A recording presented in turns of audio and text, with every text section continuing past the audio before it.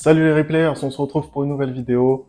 Côte d'Ivoire, RD Congo, c'est la grosse affiche des demi-finales de la CAN. Anderson, est-ce que t'es chaud pour qu'on regarde un petit peu les forces en présence? Écoute, Femi, je suis prêt. Je suis prêt. J'ai pris 2 jours de repos. J'en avais bien besoin. Parmi comment dire, tous ces scénarios dingues, cette CAN extraordinaire qu'on vit, des équipes mortes et puis ressuscitées. Les scénarios extraordinaires. Donc, j'avais besoin de ces 2 jours de repos-là. Et les choses sérieuses, très très sérieuses, commencent dès demain.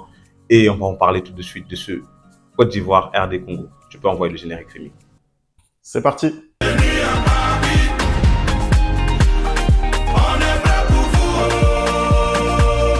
Allez, on commence tout de suite cette vidéo. Côte d'Ivoire-Congo, c'est l'affiche de cette demi-finale de la CAN. Je pense qu'il n'y a pas beaucoup de personnes qui auraient parié sur cette demi-finale au début de la compétition. Anderson, comment tu vois cette confrontation entre les deux équipes? Bah, écoute, c'est comme tu viens de le dire, Femi, il n'y a pas beaucoup de gens qui auraient parié pour cette affiche-là en demi-finale d'une Coupe d'Afrique des Nations. C'est encore bel et bien la preuve que cette compétition est pleine de surprises. Comme beaucoup de gens l'appellent, c'est la CAN de l'humilité et du travail, apparemment, parce que ce sont des équipes qui ont travaillé et qui méritent leur place à ce niveau de la compétition. Maintenant, comment je vois le match? Eh bien, je vois un match très, très, très ouvert. En vrai de vrai, je vais pas te mentir. Je vois un match très ouvert parce que on a une Côte d'Ivoire qui a bien commencé sa compétition avec son premier match et ensuite tout s'est écroulé. Contrairement au Congo qui, depuis le début de la compétition, eux, en phase de poule, ont enchaîné 3 matchs nuls et ensuite, après, ils se sont réveillés et ils ont réussi à obtenir une victoire. Aujourd'hui, qui est favori? Pour moi, ça reste la Côte d'Ivoire. C'est quand même le pays organisateur de ce tournoi. Ils commencent bien le premier match. Ensuite, malheureusement, ils enchaînent avec 2 défaites et sont obligés de compter sur les autres équipes pour se qualifier, notamment le Maroc. Mais une fois cette phase de poule passée, je pense qu'ils ont eu un électrochoc et ils nous livrent une prestation mais XXL contre le champion d'Afrique, à savoir le Sénégal. Vraiment une prestation XXL. C'est-à-dire que j'ai trouvé, pour moi, c'est le match référence de la Côte d'Ivoire dans cette compétition-là, beaucoup plus même que la victoire 2-0 contre la Guinée-Bissau. J'ai trouvé ce match parfait pour les Ivoiriens. J'ai trouvé que le changement d'entraîneur de Gassé qui a démissionné soi-disant, parce que moi je pense qu'il s'est fait virer Oui, avec clairement, Emers Faye, et là voilà, il a mis dans la tête des joueurs le bon état d'esprit, et à partir de ce match-là, on a vu une Côte d'Ivoire totalement changée. Après, en quart de finale, c'était un peu plus compliqué contre le Mali parce que en face, tu avais un entraîneur aussi qui connaît très bien ses joueurs, qui est sur un projet qui date depuis longtemps maintenant, les hommes d'Eric Schell. Ils ont fait un très très bon match. Ils avaient tout, absolument tous les éléments pour gagner ce match-là.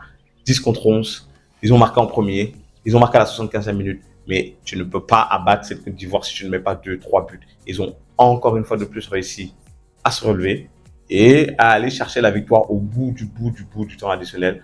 Comme on dit, découragement n'est pas ivoirien. Ils nous l'ont prouvé, ils ont joué les actes au mot et ils sont en demi-finale, donc ils méritent. Pour moi, là, le fait d'être en demi-finale, devant son public, on va retourner à Ebimpe. J'espère que c'est pas le stade qui porte la poisse parce que du coup, ce serait dommage.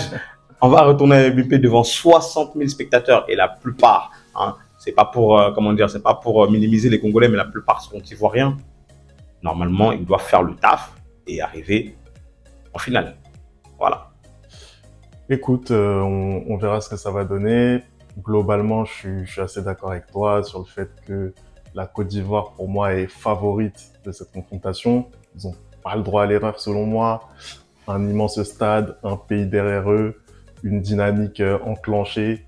Voilà, autant de raisons qui font que ils sont obligés de passer l'obstacle congolais. Les Congolais, eux aussi, voilà, ça fait un moment qu'on les a pas vus à ces hauteurs dans la compétition. À noter quand même 4 absences, 4 suspensions côté ivoirien, puisque il y aura pas de Kwame, pas d'Aurier, pas de Kosonou et pas de Donc il va falloir trouver des solutions pour les remplacer. je pense que l'absence la plus préjudiciable quand même, c'est celle d'Oumar Diakité, parce que c'est un des seuls vrais dynamiteurs de cette équipe. Y a des profils, notamment comme Nicolas Pepe, qu'on attendait, selon moi, à un meilleur niveau. Il va falloir composer sans. Après, je pense que les autres suspendus, qualitativement, vont moins manquer, hein, mais voilà, je pense que l'absence la plus préjudiciable, c'est celle de Diakité. Pour le reste, je pense qu'il y aura de quoi les remplacer. On a notamment Wilfried Singo sur le côté droit pour remplacer Serge Aurier. Serge Aurier qui a pas fait un début de compétition incroyable, qui se reprend bien à l'image de l'équipe, mais voilà, y a quand même des profils pour le remplacer. Moi, je suis confiant, hein. Pour moi, tous les voyants sont au vert. On voit Emers Faé qui dégage vraiment de la sérénité à chaque fois qu'il s'exprime devant les médias. C'est très important. Il a aussi insisté sur les débuts de match, parce que pour moi, ça va être vraiment la clé. On a vu des débuts de match à la fois contre le Sénégal, ensuite contre le Mali, des débuts de match très compliqués, avec voilà, soit des buts pris, soit des pénaltys concédés. Donc je pense que pour la Côte d'Ivoire, là, il n'y aura pas le droit à l'erreur. Il faudra tout de suite rentrer dans le match. Après, voilà, hein, si effectivement il rentre bien dans cette partie, aucune raison pour que ça se passe pas bien. Je te lance, Après, Anderson. Oui. oui. Vas-y. Je te lance peut-être sur le Congo. Toi, comment tu les sens? Est-ce que la qualité de cette équipe, pour toi, fait que voilà, ils sont capables de déjouer les plans ivoiriens? J'allais justement te couper dans ton argumentaire pour te dire après, faut faire très attention à cette équipe du Congo. Je pense qu'elle était dans un groupe quand même assez relevé. On avait deux champions d'Afrique, à savoir le Maroc et puis la Zambie présente dans ce groupe-là. Certes, ils font des matchs nuls, mais ils font match nul quand même contre le Maroc, qui était un ultra favori de la compétition. Et surtout, moi, ce que je salue de cette équipe-là, c'est sa force de caractère. C'est-à-dire que contre le Maroc, par exemple, ils encaissent, mais à aucun moment ils baissent les bras. Ils arrivent en huitième, ils jouent l'équipe qui a le plus de Coupe d'Afrique et qui sait très très bien gérer ce genre de match à élimination directe, à savoir l'Égypte. C'est bien ça, si je ne me trompe pas. Et ils arrivent à se qualifier.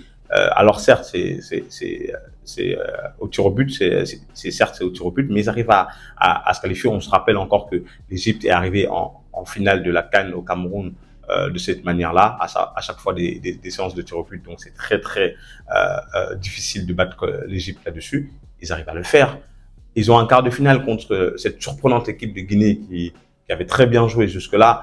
Et au final, bien que la Guinée rate un peu son match, c'est aussi parce que le Congo fait une très très belle prestation.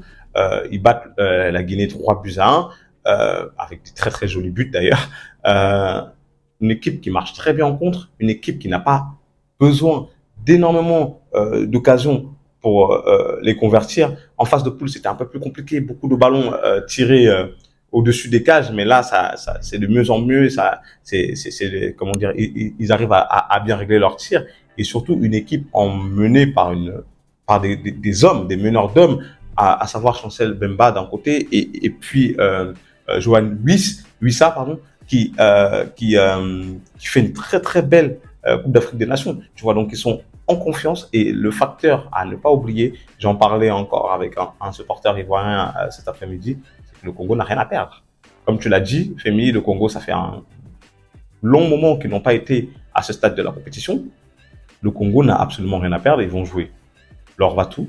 Tandis que d'un côté, tu as la Côte d'Ivoire qui a quand même un minimum à perdre, parce que, ok, c'était compliqué en poule, mais finalement tu te qualifies contre le Sénégal, finalement tu te qualifies contre le Mali. Si tu viens de tomber en demi-finale, bah, tu auras fait tout ça pour ça. Moi, je suis très bien placé pour connaître ça. Le Cameroun s'est fait éliminer de la même manière en demi-finale lors de sa CAN contre l'Égypte au tir au but.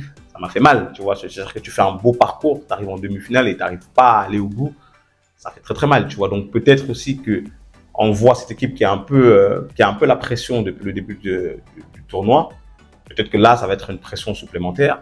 Mais j'ose espérer que le fait de jouer dans son stade avec 60 000 personnes qui poussent, bah, ça va les désinhiber. Et normalement, de ce que j'ai vu depuis le début de la compétition, malgré le fait que le Congo ait un parcours plus serein que celui de la Côte d'Ivoire, qui est un peu, à chaque fois, au bout du bout, arrive à se qualifier et arrive à être miraculé. Je n'ai pas vu la même qualité que j'ai vu chez les Ivoiriens dans certains matchs. Je ne l'ai pas retrouvé côté Congo. Donc pour moi, oui, la Côte d'Ivoire reste quand même largement favorite de ce match-là. Toutefois, il faudra extrêmement se méfier du Congo et surtout ne pas rentrer dans le match en se sentant supérieur. C'est l'erreur à ne vraiment pas faire et bien commencer, comme il a dit justement Emer Faé, le début de la rencontre, parce que jusqu'à maintenant, c'est ce qui pose problème aux Ivoiriens. En début de rencontre, ils sont un peu brouillons et ils concèdent souvent des buts ou des pénaltys et ça, pour une demi-finale, ça pardonne pas, parce que contrairement du coup au Mali, je pense que le Congo a une très bonne défense et ils sont capables de mettre un but et de défendre pendant 89 minutes. Hein. Écoute, on verra ça. Hein. Moi, je suis assez d'accord sur le fait que le Congo, il faut pas du tout les prendre à la légère. Très bonne équipe avec des joueurs maintenant qui jouent aussi dans les principaux championnats européens. On a parlé de Yohan Wissa, l'ancien Lorientais, aujourd'hui en première ligue à Brentford. Voilà, il y a d'autres joueurs qui sont très bons. Il y a le retour aussi, faut pas l'oublier. Il n'était pas là lors du quart de finale, mais au retour de Gaël Kakuta, qui est un joueur incroyable, hein, on le sait tous, et qui n'a pas forcément eu la carrière qu'il méritait. Mais c'est vrai que il y a vraiment de très solides arguments individuels dans cette équipe. Et en plus, justement, on sent que voilà, ils ont la tête sur les épaules, ils savent pourquoi ils sont là, ils sont aussi extrêmement relâchés et lucides, voilà, dans les situations les plus chaudes. Ça, pour moi, c'est très important. Donc, voilà, je pense quand même que la Côte d'Ivoire est favorite, mais attention à cette équipe congolaise, parce que ils peuvent vraiment les surprendre. On verra ce que ça va donner. En tout cas, voilà, c'était le petit avant-match entre la Côte d'Ivoire et la République démocratique du Congo. On a hâte de visionner ce match demain. Merci d'avoir regardé cette vidéo. N'oublie pas les bonnes habitudes, @RicoFoot, hein. Vous me dites ce que vous pensez de cette future confrontation. Nous, on va se retrouver très vite avec les débriefs, hein, notamment de ce match. Et on se dit à très vite pour une nouvelle vidéo. Ciao!